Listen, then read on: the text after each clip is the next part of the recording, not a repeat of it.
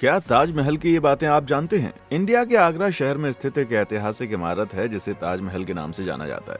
ये एक ऐसी इमारत है जिसे प्यार की निशानी भी कहा जाता है। इस इमारत को देखने के लिए दूर दूर से लोग आते हैं। इसे मुगल बादशाह शाहजहां ने 17वीं सदी में बनवाया था, जिसे शाहजहां ने अपनी बेगम मुमताज महल की याद में बनवाया। गुम्बद के आकार की इस इमारत को जब आप सिर उठाकर देखेंगे तो पाएंगे कि ये किसी अजूबे से कम नहीं है। जैसे ही आप इससे दूर जाते हैं, ये आपको और अपनी ओर आकर्षित करती है। यही वजह है कि इस इमारत को दुनिया के 7 अजूबों में शामिल किया गया है। हेलो दोस्तों, स्वागत है आपका आज के इस वीडियो में। दोस्तों, जैसा कि आप सब जानते हैं, दुनिया का 7वां अजूबा उत्तर प्रदेश के आगरा शहर में स्थित है। इसे लोग दूर दूर से देखने के लिए आते हैं। ताजमहल अपनी सुंदरता और भव्यता के कारण दुनिया के 7 अजूबों में शामिल है। आज के इस वीडियो में हम आपको इस अजूबे के बारे में बताएंगे। एक नहीं, दो नहीं, बल्कि पूरे 21 अननोन फैक्ट्स इसके बारे में बताएंगे। तो अगर आप भी भारत की सबसे खूबसूरत विरासतों में से एक ताजमहल के बारे में हिडन डिटेल्स जानना चाहते हैं तो वीडियो को लास्ट तक देखना ना भूलें। चलिए बिना देरी के शुरू करते हैं वीडियो। फैक्ट नंबर 1, ताजमहल को शाहजहां ने अपनी पत्नी मुमताज की याद में बनवाया था और मुमताज की मृत्यु 14वें बच्चे को जन्म देते वक्त हो गई थी। फैक्ट नंबर 2, ताजमहल को 1983 में यूनेस्को की विश्व धरोहर स्थल में शामिल किया गया। इसके साथ ही ताजमहल को सबसे प्रशंसनीय उत्तम मानव कार्यों में से एक के रूप में वर्णित किया गया है। फैक्ट नंबर 3, चीन के शेनझिन शहर के पश्चिमी भाग में स्थित window of the world theme park में ताजमहल की प्रतिकृति है जो बिल्कुल ताजमहल की तरह नजर आती है। फैक्ट नंबर 4, इसके अलावा ताजमहल से प्रेरित दुनिया की अन्य इमारतें हैं। ताजमहल, बांग्लादेश, महाराष्ट्र के औरंगाबाद में बीबी का मकबरा, अटलांटिक सिटी में ट्रंप ताजमहल, न्यू जर्सी और मिलवॉकी, विस्कॉन्सिन में त्रिपोली श्राइन मंदिर हैं। फैक्ट नंबर 5, आपको जानकर हैरानी होगी कि ताजमहल लकड़ी पर खड़ा है। ये एक लकड़ी है जिसे मजबूत रहने के लिए नमी की जरूरत होती है और ये नमी ताजमहल के बाईं ओर यमुना नदी से अगर नहीं मिलती तो ताजमहल अब तक गिर गया होता। फैक्ट नंबर 6, ताजमहल के चारों मीनारों को इस तरह बनाया गया है कि अगर भूकंप या बिजली जैसी कोई आपदा आई तो ये मीनारें गुम्बद पर बिल्कुल नहीं गिर सकती। इसीलिए ताजमहल की चारों मीनारें थोड़ी झुकी हुई दिखाई देती हैं। फैक्ट नंबर 7, ताजमहल के बाहर पानी के कुंड में सभी फव्वारे एक साथ काम करते हैं। उनके नीचे एक टैंक है। टंकी भरने के बाद जब दबाव बनता है तो ये फव्वारे एक साथ पानी छोड़ते हैं, जो ताजमहल की सुंदरता में 4 चांद लगा देता है। फैक्ट नंबर 8, ताजमहल के निर्माण में 28 प्रकार के पत्थरों का प्रयोग किया गया है।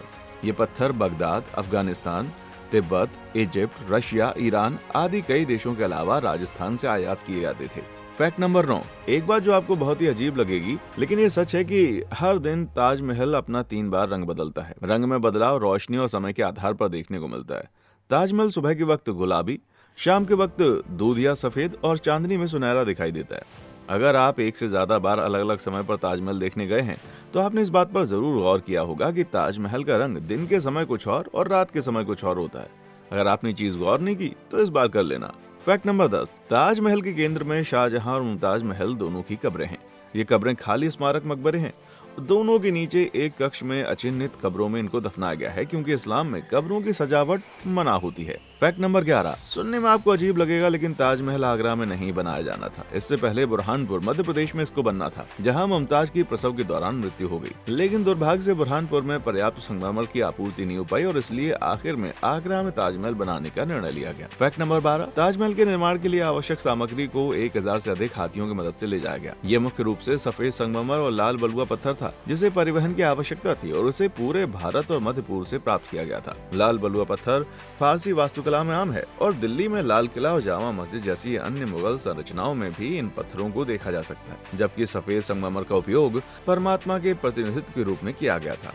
फैक्ट नंबर 13, ये बात जानकर आपका मजा शायद और बढ़ जाए। आपको बता दूं कि शाहजहां सफेद संगमरमर के ताजमहल के अलावा काला ताजमहल भी बनवाना चाहते थे। शाहजहां ने ताजमहल का कार्य पूरा करने के बाद नदी के उस पार संगमरमर में एक और ताजमहल बनाने का इरादा किया, लेकिन वो इच्छा शाहजहां की पूरी नहीं हो पाई, क्योंकि उनके बेटे औरंगजेब ने 1658 में उसको बंदी बना लिया था। फैक्ट नंबर 14, अगर आपसे पूछा जाए कि ताजमहल और कुतुब मीनार में से कौन ऊंचा है तो आप कहेंगे कुतुब मीनार, लेकिन ताजमहल कुतुब मीनार से 5 फुट ऊंचा है। फैक्ट नंबर 15, ताजमहल को दूसरे विश्व युद्ध 1971 के भारत पाक युद्ध और मुंबई के 9/11 हमले के दौरान चारों ओर से बांस का घेरा बनाकर हरे रंग के कपड़े से ढक दिया था, ताकि दुश्मनों की नजर ताजमहल पर ना पड़े। फैक्ट नंबर 16, ताजमहल को बनाने में उस समय लगभग 3 करोड़ रुपए लगे थे। अगर आज के समय की बात करें तो उसे बनाने में लगभग 7000 करोड़ रुपए खर्च होंगे। फैक्ट नंबर 17, ताजमहल को शाहजहां ने बनवाया था, इस बात का आज तक कोई सबूत नहीं है। फैक्ट नंबर 18, हिंदुओं के अनुसार ताजमहल वास्तव में एक शिव मंदिर है जिसका असली नाम तेजोमहाला है। फैक्ट नंबर 19, ताजमहल से एक साल में लगभग 25 करोड़ रुपए की कमाई होती है। फैक्ट नंबर 20, ताजमहल को बनाने में 22 वर्ष लगे थे और इसके निर्माण में लगभग 22,000 से अधिक मजदूरों ने काम किया था। फैक्ट नंबर 21, ताजमहल विश्व में सबसे ज्यादा देखा जाने वाला पर्यटन स्थल है। यहाँ पर प्रतिदिन लगभग 12,000 लोग इसे देखने आते हैं, जिनमें लगभग 30% लोग विदेशी होते हैं। तो ये थे ताजमहल के कुछ अनसुलझे रहस्य। वैसे क्या आपने अभी कुछ समय पहले ताजमहल के नाम पर उठी कंट्रोवर्सी के बारे में सुना है? अगर सुना है तो उस पर आपका क्या ख्याल है? आप इन दावों को कितना सच मानते हैं कि ताजमहल एक मंदिर है? यहाँ तक कि श्री PN ओके ने अपनी एक किताब Taj Mahal is a Hindu temple में ऐसे 100 फैक्ट बताए हैं जिसके तहत उन्होंने ताजमहल को एक हिंदू मंदिर होने का दावा किया है। बहरहाल इस पूरी प्रक्रिया पर आपकी क्या टिप्पणी है, हमें कमेंट सेक्शन में आकर बताएं। तो आज के इस वीडियो में बस इतना ही। वीडियो की कौन सी जानकारी आपको सबसे अच्छी लगी हमें कमेंट सेक्शन में आकर बताइए। अगर वीडियो पसंद आई है तो इसे लाइक और शेयर करें और ऐसी ही और भी इंटरेस्टिंग और इन्फॉर्मेटिव वीडियोस के लिए चैनल को सब्सक्राइब करना ना भूलें। देखने के लिए शुक्रिया। जय हिंद।